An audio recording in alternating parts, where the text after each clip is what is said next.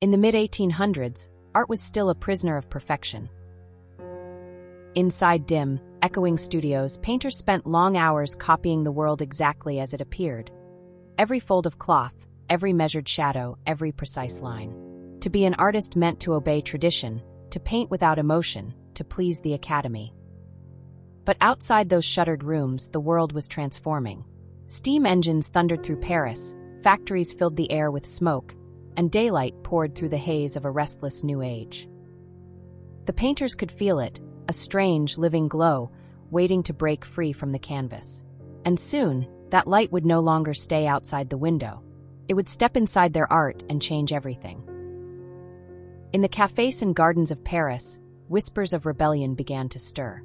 A handful of young painters, dreamers with little money and too much vision, started to question everything they'd been taught. Why copy what already exists when you can capture what it feels like?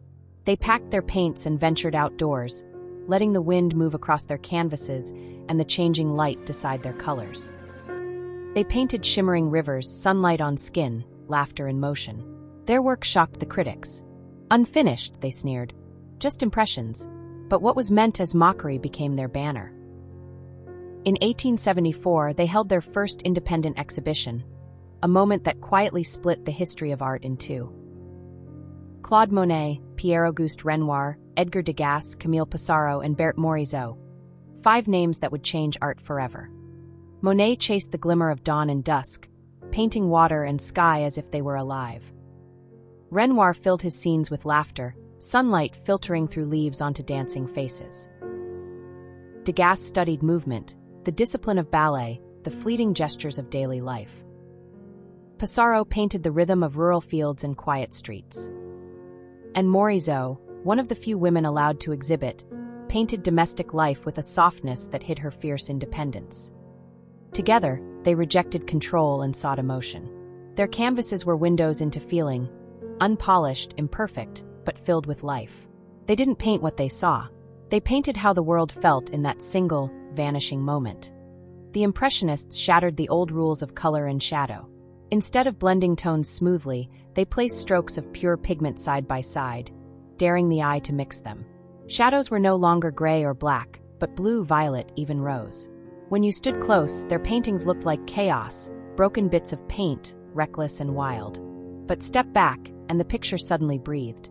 You could feel the breeze on the water, the glow of sunlight, the pulse of a living world.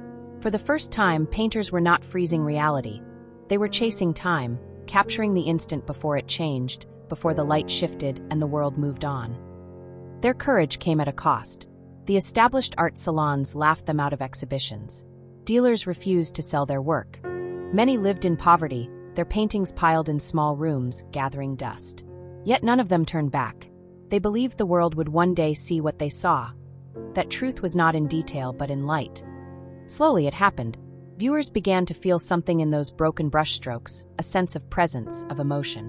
What once seemed unfinished now felt alive. Critics who once mocked them began to write with awe. Museums that rejected them began to collect them.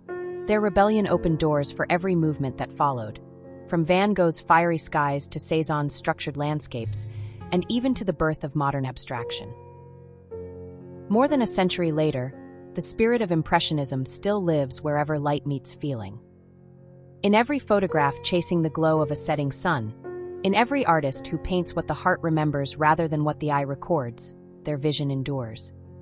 Claude Monet once said, "I want to paint the air in which the bridge, the house, the boat exist, the beauty of light in which they are."